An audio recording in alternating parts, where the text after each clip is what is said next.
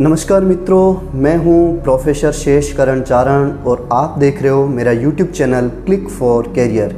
दोस्तों, इतिहास के अनछुए पहलुओं के अंदर आज मैं आपको बताने जा रहा हूं जैन धर्म के अधिष्ठा भगवान महावीर के बारे में। भगवान महावीर के संबंधित इतिहास के कुछ अनछुए पहलू और उनसे संबंधित 2 शहरों के बारे में आपको जानकारी बताऊंगा। आज भी दुनिया के अंदर एक पूरा शहर शाकाहार है और शाकाहारी तरीके से वहाँ पर भोजन करते हैं। आज इस ज़माने में भी एक पूरे शहर की शाकाहार की कल्पना करना समझ से परे है, लेकिन इस वीडियो को आप अंत तक सुनना। मैं आपको बताऊंगा उस शहर के बारे में, भगवान महावीर के बारे में। भगवान महावीर जो है, उनका जन्म 599 ईसा पूर्व चैत्र शुक्ला त्रयोदश के दिन त्रिशला और सिद्धार्थ के घर पे, जो वैशाली नगर है, वहाँ पर कुंडलपुर के पास में भगवान महावीर का जन्म हुआ था। आज मैं भगवान महावीर के उन 2 शहरों के बारे में आपको जानकारी दे रहा हूँ, जिन्होंने उन शहरों के बारे में, उस महावीर से रिलेटेड उन शहरों के अंदर आपको क्या महत्वपूर्ण जानकारियाँ मिल सकती है। भगवान महावीर से संबंधित पहला जो शहर है वो है वैशाली का बासोकुंड गांव, वैशाली शहर। वैशाली के बासोकुंड गांव के पास कुंडलपुर में भगवान महावीर का 599 ईसा पूर्व जन्म हुआ था। अब इस भूमि पर भगवान महावीर का भव्य मंदिर बना हुआ है। वैशाली ही वह जगह है जहां बुद्ध ने अपने निर्वाण की घोषणा की थी, इसलिए ये बौद्धों के लिए भी पवित्र भूमि है। अब तक ये मान्यता रही है कि सम्राट अशोक ने यहाँ भगवान बुद्ध की स्मृति में सिंह वाले स्तंभ का निर्माण कराया था, लेकिन अब इसे लेकर एक नया दावा सामने आया है।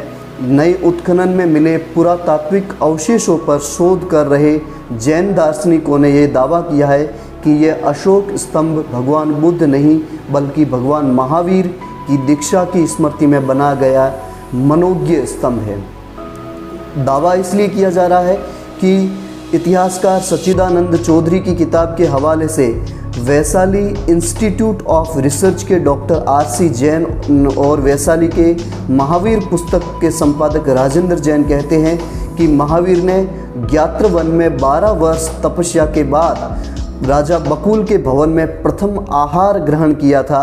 इस भवन के अवशेष एक सिंह वाले स्तंभ के पास मिले हैं। दावा है कि अशोक ने महावीर की स्मृति में यह स्तंभ बनाया था। सिंह पर एक ही स्तंभ पर एक ही सिंह है, इसलिए अपन ये कह सकते हैं कि ये महावीर का प्रतीक है। जैन दार्शनिकों का तर्क है कि भगवान महावीर का प्रतीक चिन्ह एक सिंह है और वैशाली के प्रसिद्ध अशोक स्तंभ में भी एक ही सिंह है, जबकि बुद्ध के जुड़े स्थलों पर प्रतीक चिन्हों में सिंहों की संख्या 4 है। महावीर के जन्म स्थल की मिट्टी को अहिल्य माना गया है, यानी ऐसी भूमि जहां हल नहीं चलाया जा सकता है। इसके कारण आसपास के स्थान पर कभी हल नहीं चलाया गया था। दूसरा, आज मैं आपको जो जानकारी दे रहा हूं, आज के युग के अंदर एक पूरा शहर शाकाहार का उपयोग करता है। मैं बता रहा हूं गुजरात के पालीताना शहर के बारे में। गुजरात का पालीताना आज दुनिया के पहले संपूर्ण शाकाहारी शहर के रूप में जाना जाता है। जैन धर्म के 24वें तीर्थंकर जैन धर्म के 24 तीर्थंकरों में से अधिकांश ने यहाँ के शत्रुंजय शिखर को छुआ था। यहाँ पर उन्होंने तपस्या की थी। करीब 70,000 की आबादी वाले इस शहर में यूँ तो जैन धर्म की आबादी सिर्फ 1200 ही है, लेकिन इतनी कम आबादी पर भी यहाँ पर जैन समाज की 300 से अधिक धर्मशालाएं हैं। हर साल 500 से अधिक संत यहाँ पर आते हैं। इन संतों के प्रभाव से ही पालीताना दुनिया का पहला मांसाहार मुक्त शहर हो गया है। यहाँ वर्ष 2014 में गच्छाधिपति दौलत सागर महाराज की प्रेरणा से मुनि विराग सागर महाराज ने अवैध तरह से मांस की बिक्री के खिलाफ अभियान शुरू किया था। 200 से भी अधिक साधु और साध्वी इस मुद्दे पर लेकर उपवास पर बैठ गए थे। तब तात्कालिक सरकार ने पालीताना को मांसाहार मुक्त शहर घोषित किया। शहर में आचार्य अभयदेव सूरी महाराज की प्रेरणा से सड़कों का निर्माण किया गया। मांस का कारोबार करने वाले लोगों के साथ फिर क्या हुआ? इस शहर के अंदर जो मांस का कारोबार करने वाले लोग थे, मांस के व्यापार से जुड़े लोगों को दूसरे तरह की रोज़गार देकर उनकी मदद की गई। ऐसे ही व्यापार से जुड़े एक शख्स रसूल बादशाह बताते हैं कि मुनि विराग सागर महाराज ने हमें रूबरू बुलाकर समझाया। उन्होंने जोर बल से काम बंद करवाने के बजाय आर्थिक मदद कर दूसरे काम धंधे अपनाने की प्रेरणा दी। आज मैं ऑटो रिक्शा चलाकर परिवार का निर्वाहन कर रहा हूँ। अब मेरे परिवार में कोई भी मांसाहार नहीं करता है। ऐसा रसूल बादशाह जो मांसाहार के व्यापार से जुड़े हुए थे वो अपना प्रसंग बताते हैं। आज भी उस दृश्य की पेंटिंग पालीताना के अंदर है, जब जैन मुनि से प्रभावित होकर बादशाह अकबर ने जीव हत्या को रोका था।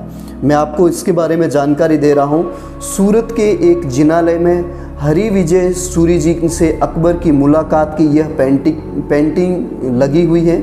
मुग़ल सम्राट अकबर ने विक्रमी संवत 1652 यानी वर्ष 1601 ईस्वी सन में आचार्य हरि विजय सूरी जी को फतेहपुर सीकरी में आमंत्रित किया और हरि विजय जी ने दरबार में बिछे कालीन पर यह कहते हुए चलने से इनकार कर दिया कि इससे इसके नीचे जो जीव है उनके प्रति हिंसा होगी।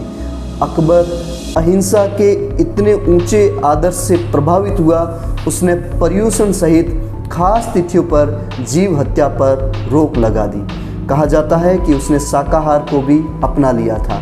तो इतिहास के ऐसे ही अनछुए प्रसंगों के लिए आप जुड़े रहिएगा मेरे YouTube channel click for career पर। नमस्कार। नमो अरिहंताणम, नमो सिद्धाणम, नमो आयर्याणम, नमो उवेजायाणम, नमो लोये सव सौनम, ऐसो पंच नमोकारो सर्व पाप पणासुनो, मंगला निम्च सवे सिम पढ़भम होई मंगलम। भगवान महावीर की जन्म जयंती की हजारों शुभकामनाएं। भगवान महावीर के दिए हुए संदेशों का हम पालन करें और दुनिया के कल्याण में अपनी भागीदारी निभाएं। थैंक यू मित्रों।